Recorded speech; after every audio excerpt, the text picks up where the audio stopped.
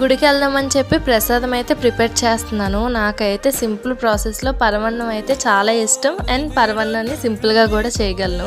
కాకపోతే మేమైతే డిఫరెంట్గా వండుతాం అనమాట. అంటే అందరూ పాలల్లో రైస్ వేసి ఉడకబెడతారు కదా, మేము అలా కాదు, అన్నం ఉడికిన తర్వాత పాలు వేస్తామన్నమాట. మా అందరూ అలాగే వండుతారనమాట. మీరైతే డిఫరెంట్గా ఫీల్ అవ్వద్దు దీన్ని.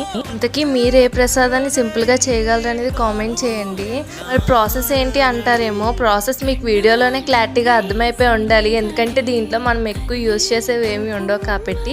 సరేలే, అయినా నాలంటి వాళ్ళు ఉంటారు కదా, వాళ్ళ కోసం చెప్తున్నాను. రైస్ బాగా మెత్తగా ఉడకబెట్టేసుకోవాలి. నేనైతే రేషన్లో ఇస్తారు కదా, ఆ రైసే యూజ్ చేస్తున్నాను.